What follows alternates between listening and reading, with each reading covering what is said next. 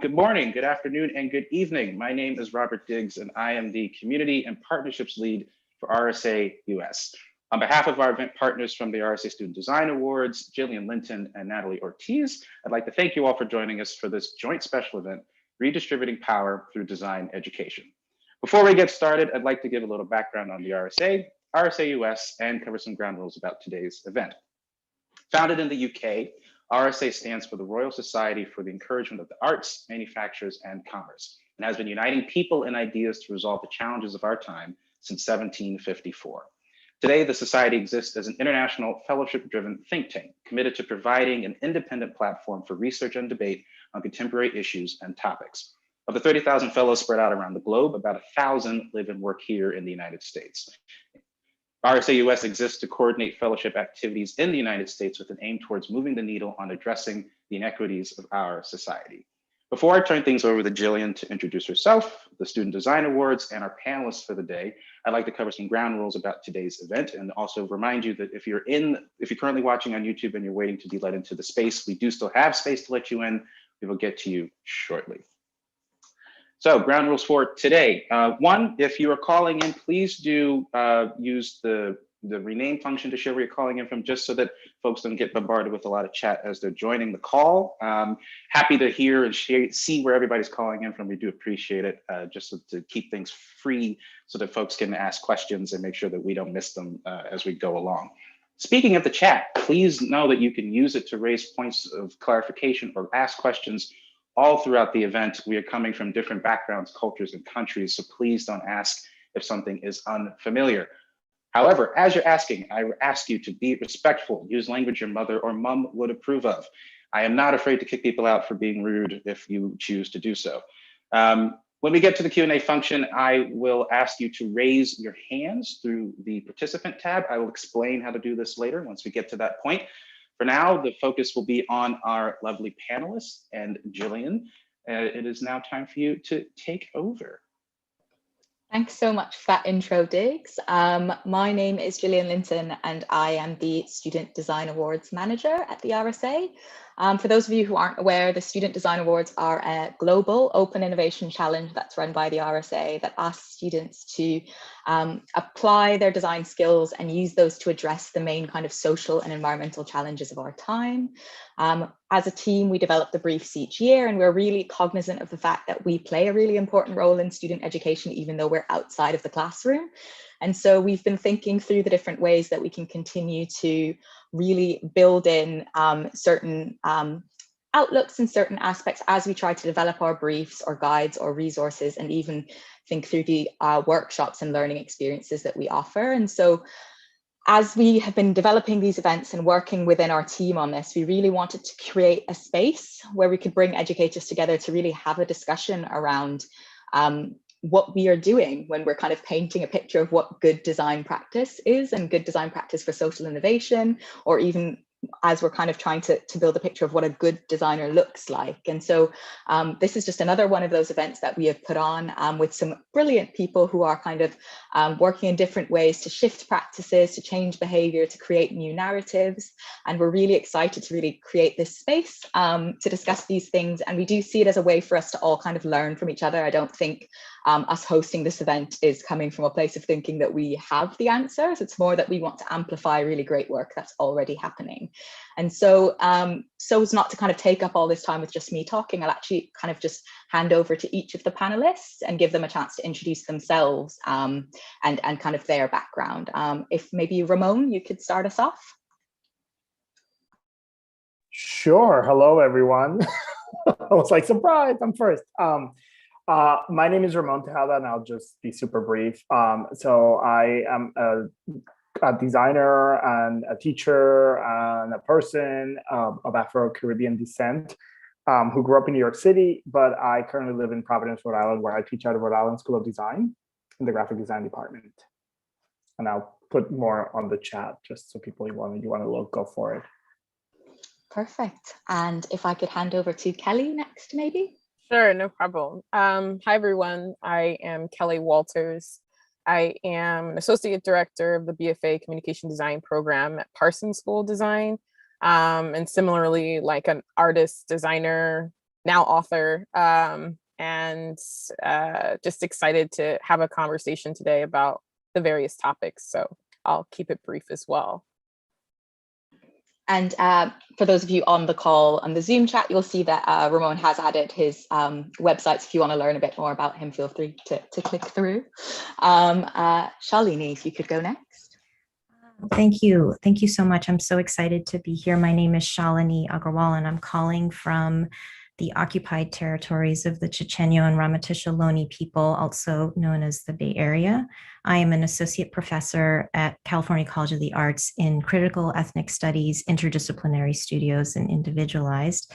And I'm trained in architecture, and I'm a facilitator, designer, teacher, and a mom. Thank you. And to round us off, we have Nat joining us. If you could go next. Thank you, Jill. And just really honored to be part of this panel and to be sharing the space with these great speakers as well. I am Nat, and I work as a senior designer at the RSA. I have dedicated my career to work in design and social innovation in Costa Rica, where I'm from, but also in Southeast Asia and now here in Europe. And a lot of my work at the RSA has been on the Student Design Awards. So we'll be talking a little bit more about that later. Perfect. So thank you all. Those again were really brief introductions. So if you'd like to read a bit more about the speakers joining us today, they've all just added their website to the chat, so you can feel free to follow up afterwards. We did want to keep this really conversational, and so there was kind of a framing to this event, and it was around redistributing power and the idea that each of us as educators or people working in the education space, we have quite a lot of power to determine kind of the next generation of designers and their paths and where they go and what they consider to be good work. And so the question that I kind of asked each of the panelists joining us today to consider, and what they'll be answering for us today to start things off, is how do you redistribute power and support justice in your design education practice? And then within that, could you explain to us why do you think it is important? And I think I don't want to be prescriptive. So if there's one of the four panelists who feels that they are ready to go, then feel free to kick us off, and then I can hand over to the next person afterwards.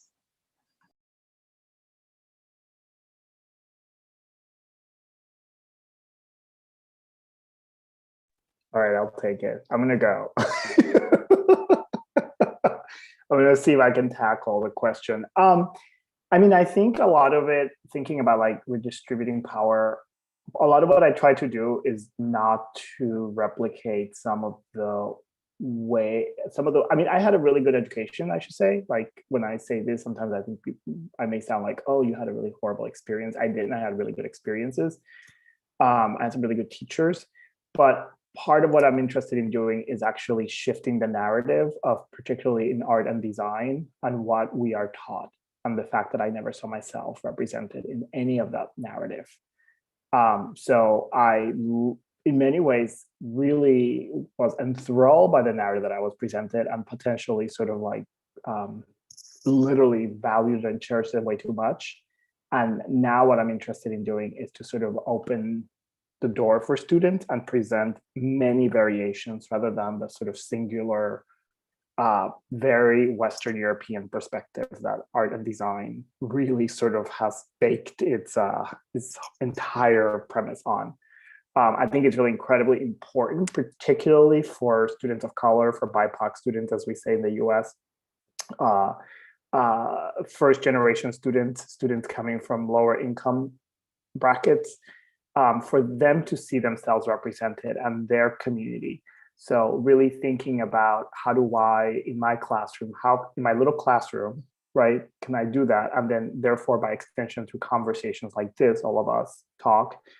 I know Kelly and I talk a lot. So it's kind of wonderful to like have these conversations that keep growing about what we're trying to do, and also realize that it's not an individual thing, is that this is a collective, collaborative, community-driven enterprise that we have to, through these conversations, we can shift, we can change things, we can open the doors, and it's really up for the students to figure out which way they want to go.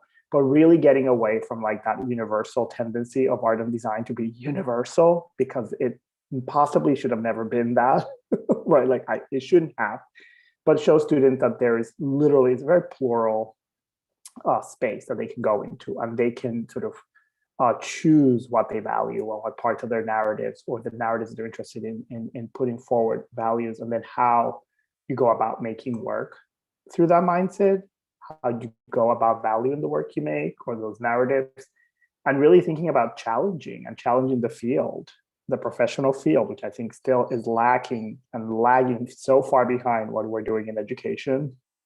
So, you know, there's chasms there. So that's a little brief version of my way of thinking about it. I can jump in. Thanks, Ramon, for taking the first spot in the hot seat. I think for me, in thinking a lot about redistribution, I think about it in a few different ways. I think there's, you know, my role as an educator in the classroom and the dynamics that are formed in terms of my power or the students' power in the classroom. But then I also think a lot about like what power looks like in faculty meetings, what power looks like across the institution. And I generally like to kind of look at how that's operating across like both zones, because I think that redistribution can come in various ways. It can be small acts that like are cumulative. It could be a large sweeping act that might be, you know, something that's kind of generated and sort of put forth into the community.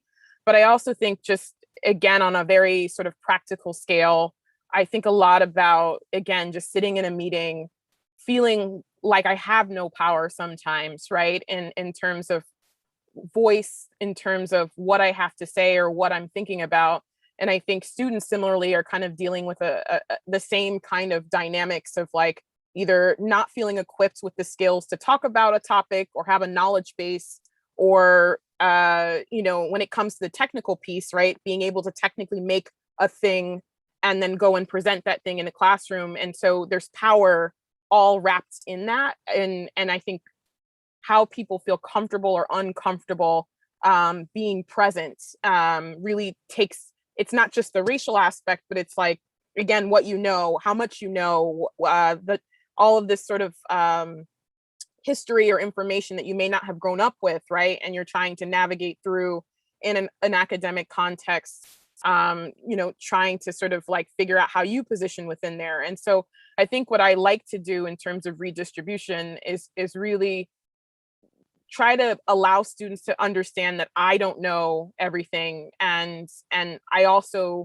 think it's important for us to all be vulnerable, both in a faculty meeting, in a classroom with students. And I think sometimes people don't want to sit in the uncomfortability of like admitting fault or admitting that they don't know. And so I think it's in small ways of me sharing and hoping that through my sharing, folks are also willing to reciprocate.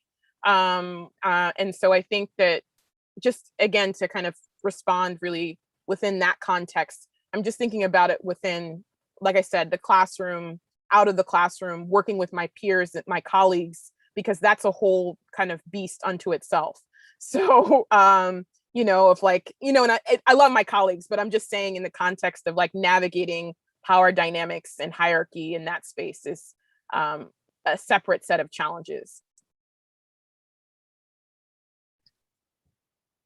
I can thank you so much, Ramon and Kelly, for starting us off and really setting, I mean, yes, plus one, both of what you've said.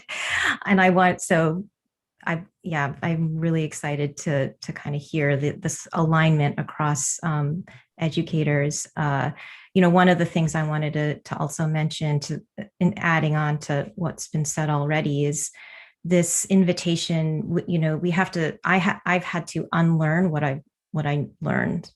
So as someone trained in architecture, which is inherently has a relationship to the land and is in fact a tool of colonization, I've had to and that's my whole education and my practice, I've actually had to really consider what is the continuum of disrupting power. And it starts before school, before college. However, what I can impact right now is from college and onwards. So really looking at how I am a learner in all of this. And I tell my students this, and we really get back down to the basics. It's a really disorienting thing to do, to say like what you've learned is actually just a small sliver. And in fact, there's so much more that we haven't learned, and it can be very overwhelming. So we are really trying to build this sense of co-learning in a classroom where I'm inviting myself into that. And also, I want to also say, like, disrupting the power dynamics, recognizing that our structures, which are built on systems, of dominance, really talking about, I have power over you.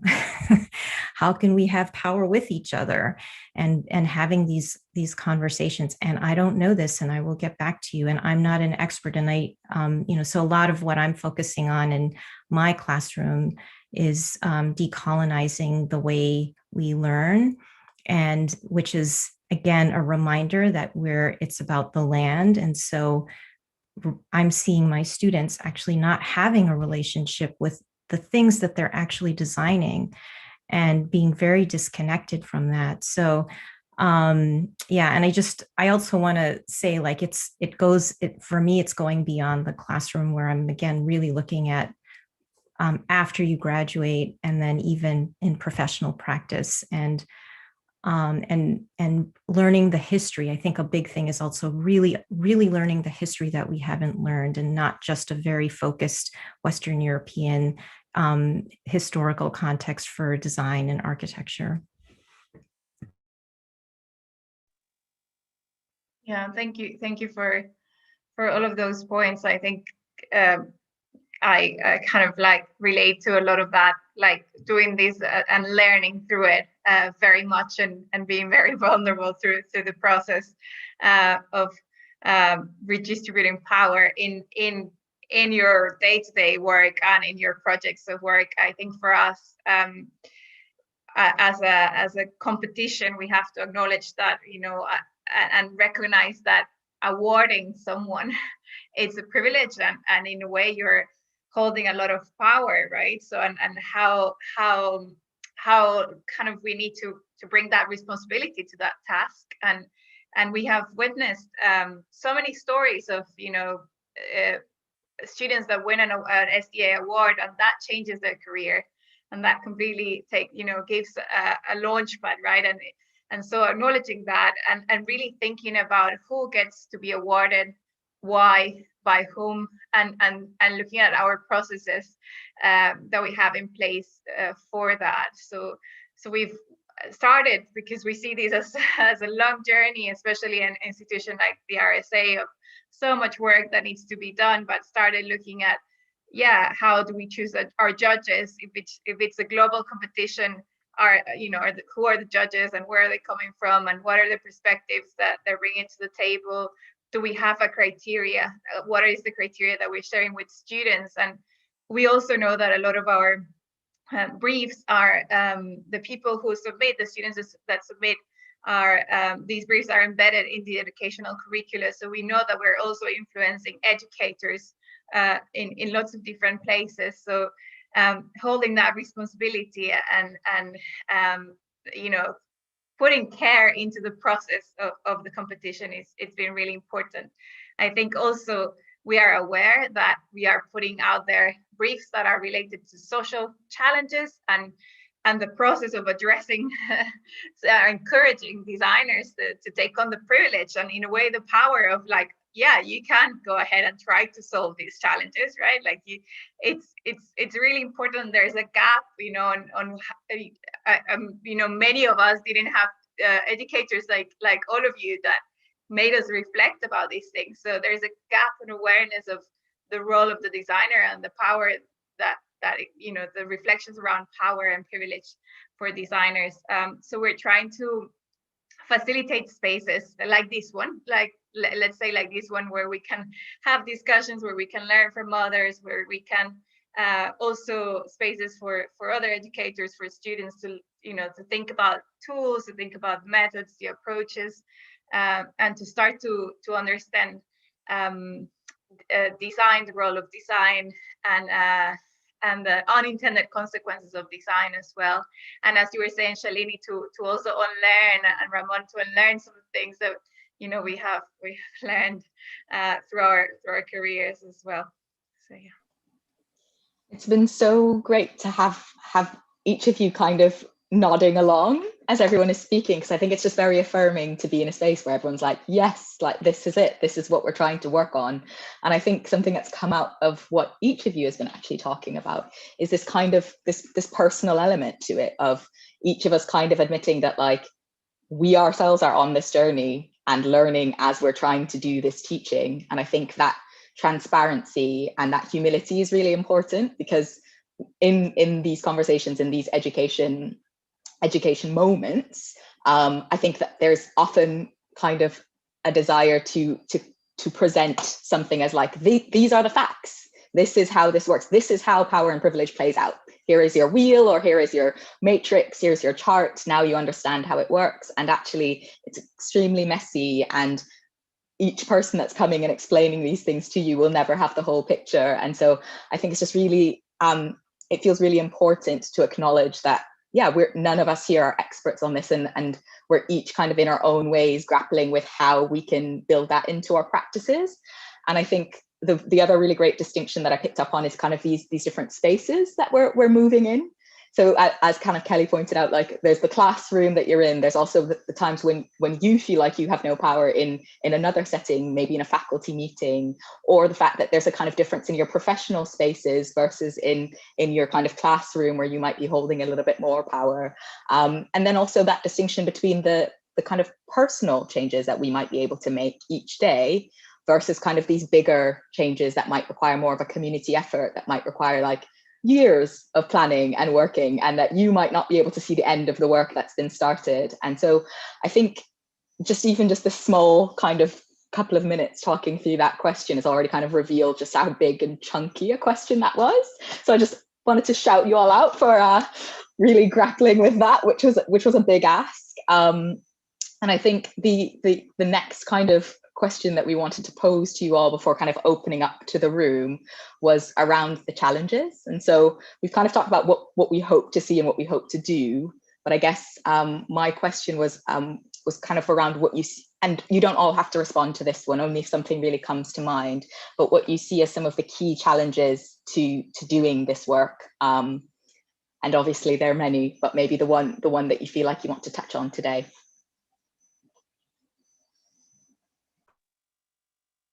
I can start on that one. I mean, I think related to what has been highlighted already a little bit, I think it's so difficult, like it's a challenging topic, and you know, if you don't I don't know when do you become an expert really, but like it requires so much humility, and it brings those with power, opens up the conversation of race, of history, of you have to look into privilege, and sometimes we're just so scared of getting these wrong, and therefore we sometimes don't have these conversations, or we find that resistance. I mean, we might find it in our workplace, or you know, with our colleagues, and it can be easier to, I think one of the challenges is that it can really be easier to cover ourselves under that legacy blanket and be like, we don't change things because this is how we've always done it. And if we shed light on it, there's going to be so much that we need to change, and we don't know if we have the skill, you know,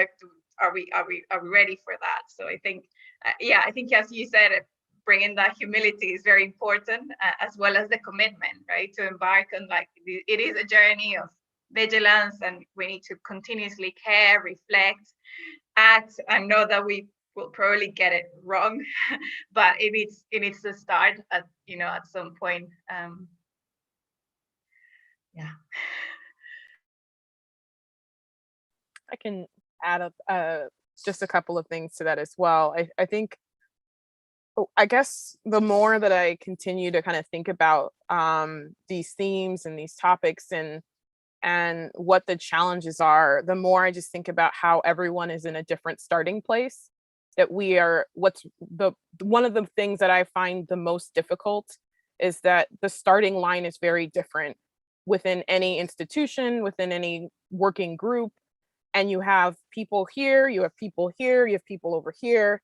And like that, the awareness, either cultural competency, the awareness of what their own behaviors might be, being able to be self-reflective and critical, to be like, to own and say, yes, I can be racist. Yes, I can be biased. Like the fact that we all have the capacity to do that. I just wish that we all could at least get to the starting line, understanding that that we all have the capacity to be that at some point. Not that it makes it right, but that we have that those are things that we need to be reflective of. And if we're not able to get to a place where the starting line is that we are reflective, or we're resisting being reflective, or resisting being reflective of the program, the institution, what is actually happening in the landscape of wherever you are, then, it's very difficult to kind of like push that boulder up, the hill. And I think from ways that I see the self-reflectiveness stopping, to me, it's as a result of like fatigue, a jadedness, a lack of institutional memory, knowledge, like, depending on how people roll in and out of the institution. And by institution, I'm just using a general, organization, but, you have students trickling in and out. And so the memory is lost and not always retained. Faculty kind of go in and out. And so I think there becomes like, various challenges that are kind of competing for, focus. And to me, those are the pieces of resistance that are really challenging. So that's what I would sort of offer and sort of say as well. I think I picked up on something Shalini said about unlearning, and how difficult that is for ourselves, but also in a teaching space with all the complications of being in a teaching space and all the mechanics of being in a classroom with students coming from different places and all of that. And part of it for me has been trying to unlearn the framing that I have for what design is based on what I've been taught, and how to let it go, which is not always very comfortable or easy. As we're saying, a lot of this is a lot of work and rethinking, reflecting, a vulnerability. But really, I think something that is incredibly important in this is that we have to let go of that frame that we have of what quote unquote good design is, or what it has been framed for us. And I think that's hard because a lot of particularly students want to make good work, or the trendy work, or, and the professional practice puts out, all sorts of good work. This is what you aspire to be, but it's decontextualized, right? Like we don't know a lot about it. We may not even be the ones that work is made for.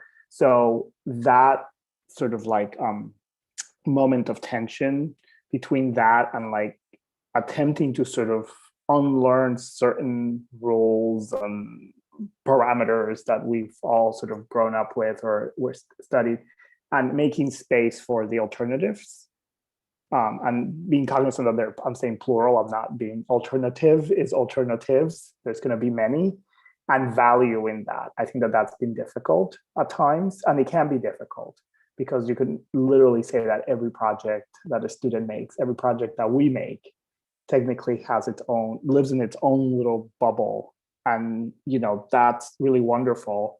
Again, thinking of sort of decolonial thinking and the sort of thinking from the global South, where you have all these spheres, these pluralistic spheres that all live together and are moving around, cosmology and all this wonderful way of thinking, is sort of like unknown to a lot of us, right? Like conceptually we see it, but like our world hasn't been shaped that way. So learning that and letting all of those different things happen at the same time and see what happens when they sort of converge in conversations, I think it's wonderful. But the idea of unlearning that framing, I think it's challenging in the classroom. And it's something that I think a lot about and try to resist as much as possible. It's hard sometimes with expectations in the classroom and a curriculum. So we want to kind of open this out to the room a little bit more. And I know some of you have potentially been messaging Diggs because he's been collecting questions. So I'm actually going to hand over to him because I think he has a first question to kick us off, and he'll explain the process for anyone who's joined a bit later. Indeed. So before I get to the question, which is actually selfishly a canned question from me, but for those who who joined after I ran through the spiel, if you would like to ask your own question, you see how I've sort of materialized in this little box in the spotlight section. I usually don't do this. I just wanted to share where you would show up if you have a question that you want to ask live yourself.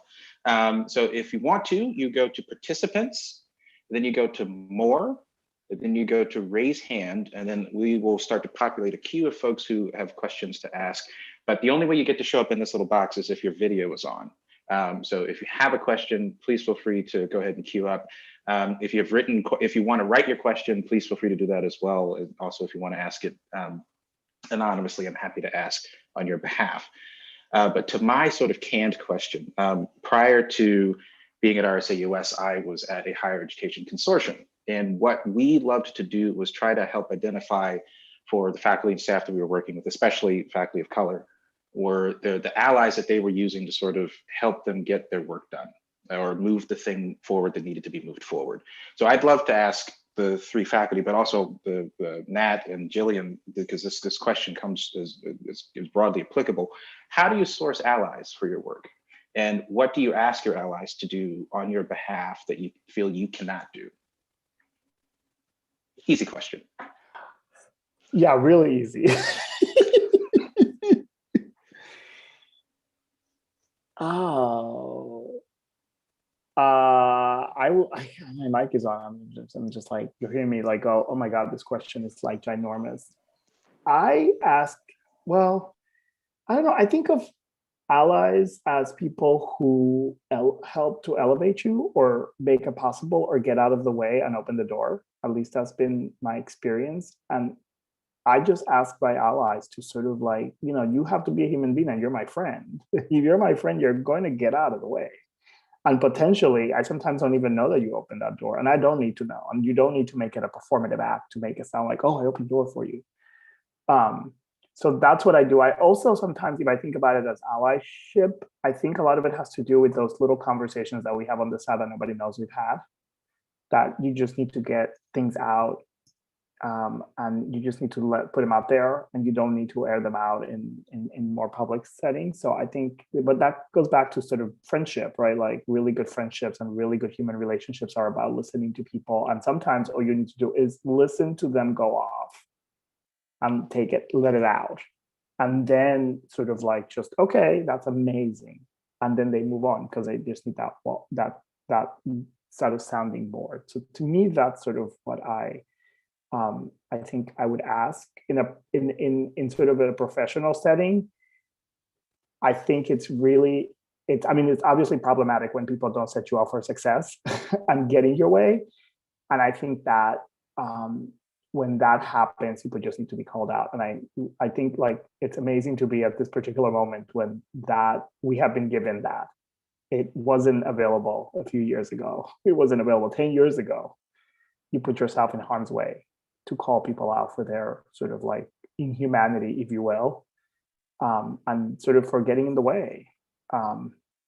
So I think it's important for people, for all of us in those spaces, to realize when people are being set up for success or for failure. Even more important, I think, is if you're setting somebody up for failure, I think you need to really think twice before you do what you're doing, and like either just remove yourself or just be honest and say like, oh wow, that was just not right. So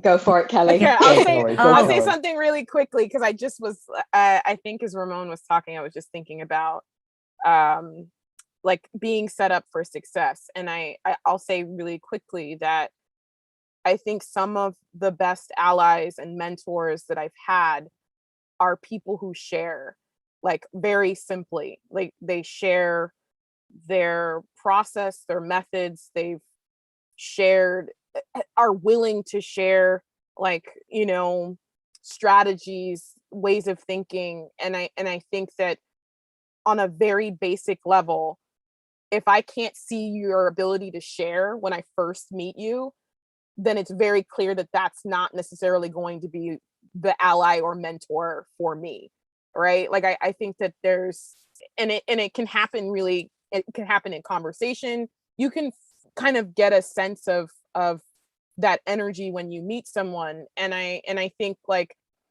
so often, I think in this academic context, professional context, and specifically in design, there has been an ethos of like, I don't want to give away my trade secrets. I don't want to tell you how you do this. I can't tell you because then you're going to take my X, Y, or Z, or you're going to compete with me. I mean, that whole kind of ethos has prevented and gatekept so many people from having access to information and you know, understanding process and systems in a way that I think directly is influenced by like the allies and the mentors that could be giving them guidance, but are, you know, either resisting because of something that they think is going to be lost in sharing. And I think that is essential, I would say, for an ally. Is there time for me to give a quick add-on? So one of the things, you know, kind of builds on the previous question about the challenges of doing this work. One of the challenges is that it's actually really lonely work in trying to shift the norms of our education. We come up against systems that are not built towards the way towards greater access to towards collective learning, towards you know, pushing up against norms in the profession and even knowledge and people's lived experiences. It makes a lot of assumptions around all of that. So I think like in looking for others, I'm always looking for people who share my values. And so it's all those same things, you know, like people who share, people who have my back. And I've found that a lot of it's based on values. So you could be anywhere in any department, in any place. And, you know, I want to share, like, it's also in this space of perhaps shifting the norms in our education systems. You know, one of the things that I want to share is a great quote that kind of keeps me both joining people and having people join is, you know, a Tony Cade Membera's assertion that we have to make the revolution irresistible. So I'm always looking for those people who are ready to join me, or I'm ready to join them.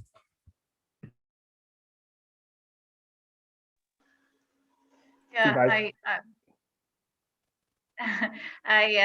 agree. I guess from my perspective, which is a little bit different than the classroom perspective that you're offering as well.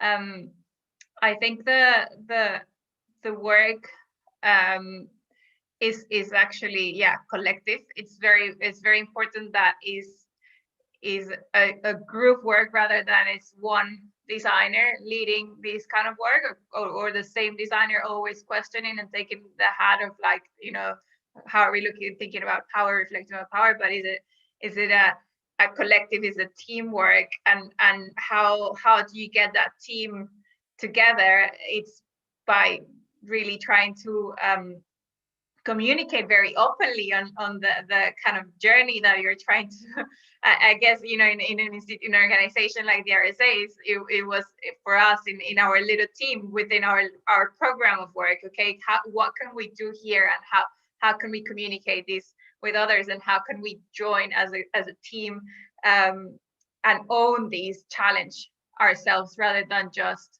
one person. And I think the work that we have done, which hasn't been a lot of work, as I've said, it's the beginning of some work, couldn't have been done, like couldn't have been like that if it was just like I am the one trying to do this, and I'm the only person, because it needed that collective approach. But I think Jillian, if I can jump in for a quick second, is like really thinking also about like, we have a narrative in design of like the single hero, the like genius designer. I mean, like our books are littered with single names, when in fact we know very well that a lot of these designers were not working on their own. They were not working on their own. So we've developed this like premise that like you have to be an individual. And in the US, we have this baked into our history that like individualism and where you're fantastic. I mean, come on, how many of us literally do anything on our own? Like, it's just like, if you live in your own planet, like, that's great. Congratulations. I'm glad, right? Like, when do you not need other people's help? And then part of the thing that makes it wonderful is that you engage with other people that have your value system, or that like want to engage in a conversation with subjects that you're interested in. So I think part of it is like, how do we push the shift in the profession is also to get away from this individual thing. And it's a cultural shift. It's not just the design, it's actually cultural shifts of like, you are the wonderful genius. No, you're not. You literally are standing on the shoulders of a lot of people that came before you on the knowledge. And some of it has been acknowledged and some of it has not. Some of it was stolen. And we never just said, oh yeah, so-and-so stole that. And move towards that idea of like, we are working in groups. This work is not the work of one person. It's too much work, whether you're in a little tiny design studio or whether you're in a ginormous firm with somebody's name on it, you know? So. No, I think that's the overwhelming sign, is that whether or not you're able to find allies easily within your organization, it isn't singular work. And so the question is, if you can't find them in your team, in your group, then where else can you find them? Is it in a space like this with people outside of your organization? Is it with your friend group, and that's your place that you can go to and kind of refresh your cup, because it's not work you can do on your own? I am going to hand over to Diggs, because I know he's got a couple of people in the queue. Would you line up our next question for us, Diggs? I can, and I'm going to go a written question and then go to James in Syracuse. With the written question sort of dovetails on the question of bravery. And someone in the chat noted that it's good to see the sort of vulnerability of being able to say that one is a learner and having to unlearn things, and just the sort of that you're expert and learner as well. Is this something that you're seeing more of in the academy, or even just in the design field in general? And I'm going to take this question one step further. If you're not seeing it, how can it be encouraged in others? I might quickly hop in to say that I think it is being seen a little bit more, at least in some of the circles that we are moving in. But I think one of the best ways that you can encourage that in other people is to display it. I think it's kind of like you first. A lot of people don't want to show their hands until they've seen yours. And so I think if you kind of enter in with a certain level of, whatever you think of me, I'm going to say exactly where I'm at or what I'm feeling, or that I'm unsure on this, and it's something that actually opens us up to critique, but I want to discuss it and I want to make it open for everyone, then it allows other people to potentially then say like, oh, well, like, yeah, I'm not sure either, but I did notice and I didn't feel right about that. And so it is really hard, because if you go first, of course, you don't know the reception you're moving into, but I think that is a risk that is worth taking. And often that really does kind of shift the energy and allow other people then to open up with that level of vulnerability as well. And I say risk because, of course, it depends on the room you're in, it depends who's there, and you do have to make those calculations. But I think that's probably always going to be like the most effective way of creating that wherever you're at is by modeling it. Any other thoughts? Okay. Oh, good. No? Okay. So speaking of the sort of getting people to be brave and take the plunge, I'm going to now allow James to unmute himself and ask him to, and I will elevate him to the spotlight. There's time for maybe 1 or 2 more questions after this. So if you do want to speak, please do raise your hand as soon as you can so that we know that there are additional questions in the queue. But for now, James. Hi there. So I'm coming to you from the territories of the Onondaga people in central New York. Syracuse University is an interesting place. I used to be the director of the School of Design until a few months ago. And after a long period of time, it seemed to be very obvious that the best place to support other people was to get out of the way. So I'm no longer the director of the school. But one of the things, and you can hear from the accent, I haven't been here that long. I've been here about 7 years. But one of the spaces that I really see, I think a lot of trauma and a lot of pain is in the promotion and the tenure process. And I guess this comes from the ally space, but there's a lot of things to trip over procedurally. There's a lot of unspoken bias in that space. There's a lot of misunderstanding because of the type of work which most of us in this space are interested in, which isn't necessarily valued in the tenure space. And I think there's been some good work. Tim Eaton's work out of Rutgers did a very good job a few years ago now about trying to help people in that tenure space. But I think one of the best ally spaces that I can think of, especially with people who haven't got yet got tenure, is to sit with people in that process, to write those letters of support, to be a mentor and a coach and an ally. Because when you're when you go to the end of the process and you're sat in that room with all these senior people who are all going to look a little bit like me, that work needs to be translated and championed, I think. And so I wonder what your thoughts were on that, and how we can do a better job. Thanks, James. And let me, before I let you answer, Ramon, Shalini, did you want to add something to the previous question?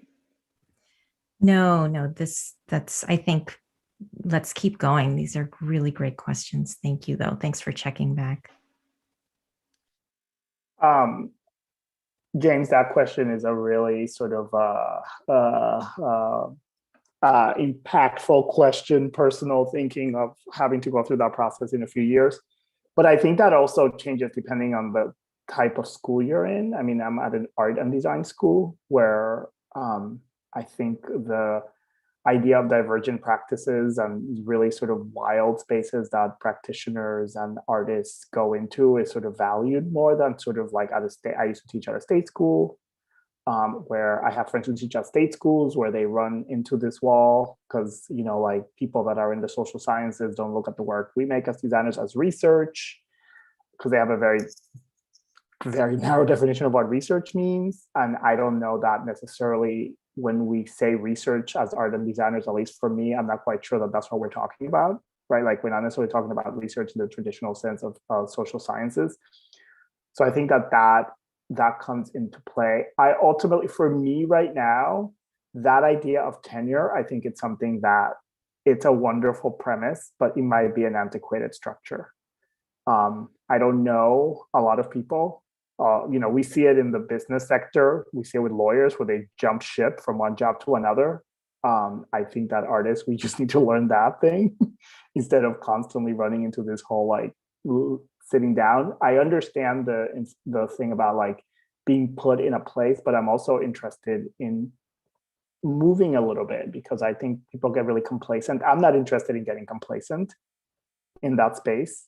I think it's scary to be like, oh yeah, you got it. Now you can just sit back on your laurels. I'm interested in shifting things. And I'm also interested in sort of framing a narrative that is different from people. And if, to be honest with you, if in that space, that group of people see that narrative as not valuable, that says more about them than it says about me. Potentially that is a different issue to deal with once for the people that have been put in that awkward position of not getting that after all the work they've done. But I also think there's moments recently where, you know, you have students and alums really challenging whether a faculty member gets tenured or not. And it's also, as a person of color, that has been a very treacherous space, especially in art and design schools, where there's very few of us that actually are in that very vaunted position. Yeah, I was going to echo on that. I think, and again, I don't know the full story, but just kind of reading articles about in a different discipline, Cornell West, and, you know, very different circumstances in terms of like, you know, the discipline that he is in. But, you know, the threads of the challenges are peppered throughout that whole example. And I think of other examples of colleagues of color at both art and design schools, public state institutions, things like that. And I agree with Ramon in that the value of what kind of research is expected definitely kind of impacts the trajectory of the individual. And then also, you know, how that work is seen, as mentioned previously, is also part of that challenge. And I think I'm continuing to kind of navigate how to make sense of this space.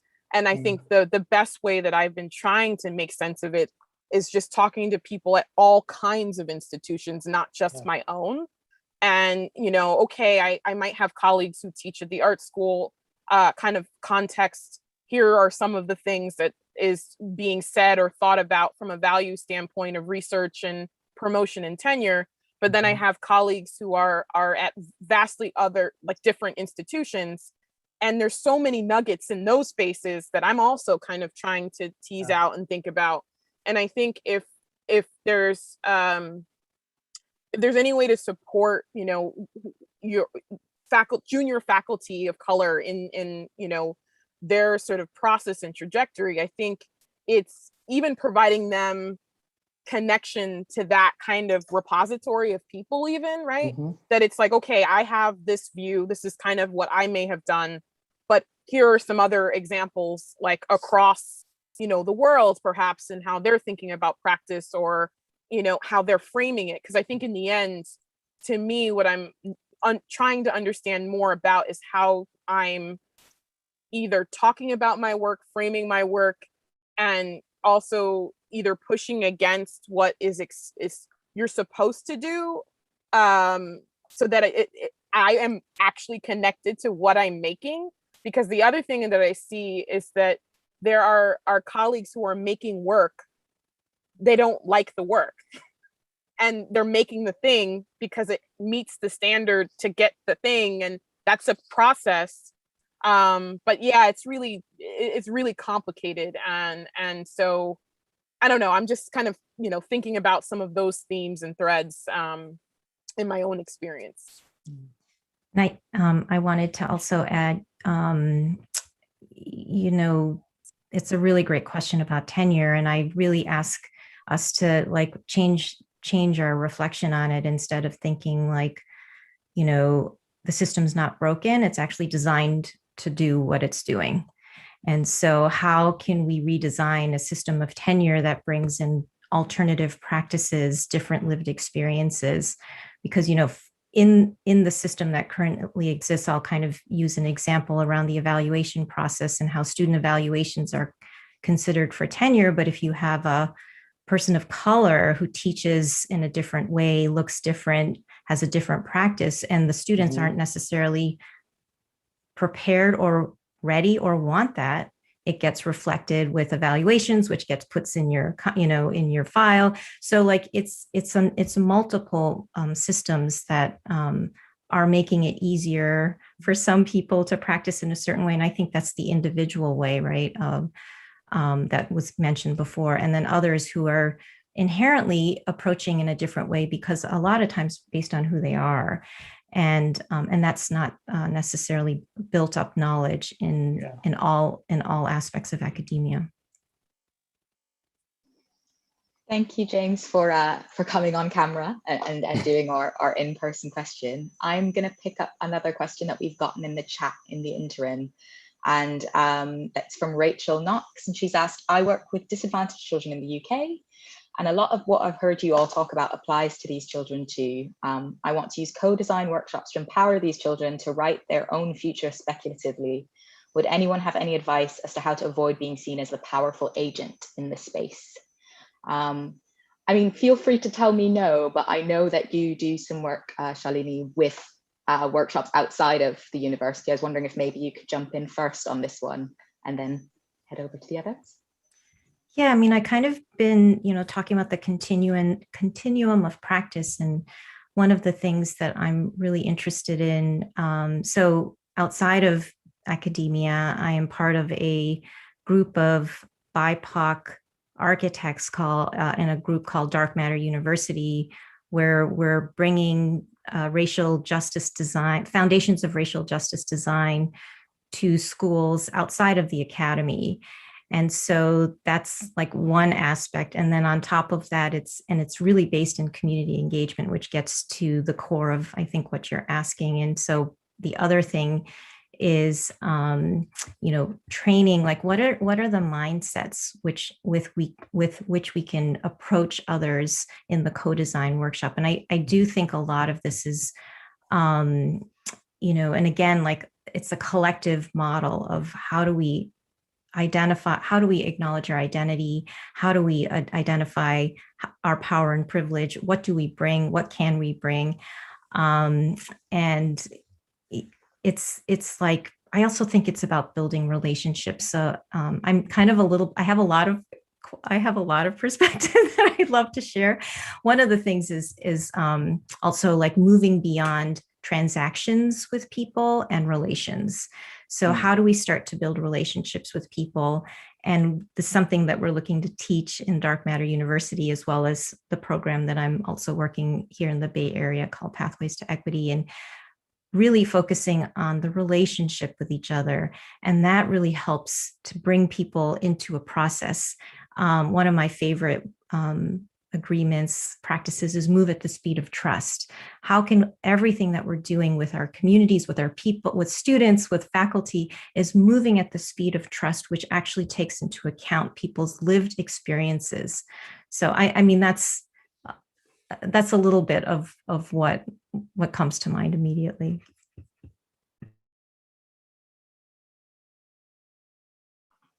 And then I know we're kind of really close to the time, and I was going to say Nat's just shared it in the chat, but if there's maybe a little bit of time for you quickly, Nat, to talk about the work you've been doing with George on this, because I do know you've been doing that workshops with people, not children per se, but with students on this.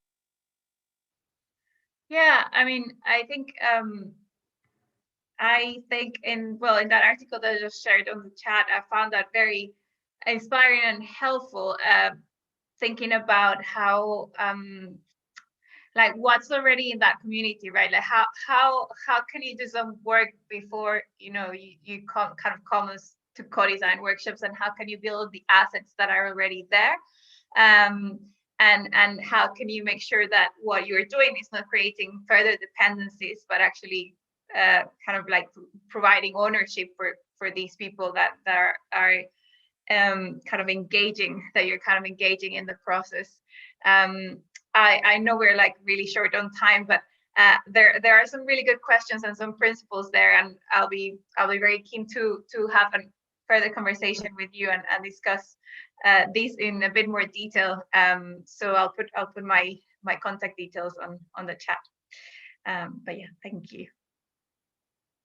And I think we might need to just hold it there, just because we have come up to the hour. But this has kind of just highlighted, I think, how much there is to say and how this could have been a whole day event, kind of harkening back to conferences when after the meeting you can kind of step out the room and continue the conversation.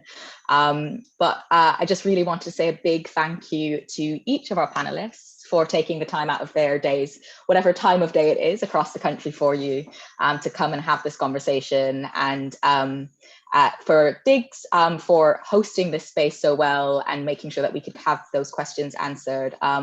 As he has mentioned in the chat, this event will be recorded and we plan to share it with everyone who's kind of signed up for the event. So if you missed something in the beginning or the end, you'll be able to rewatch the whole thing.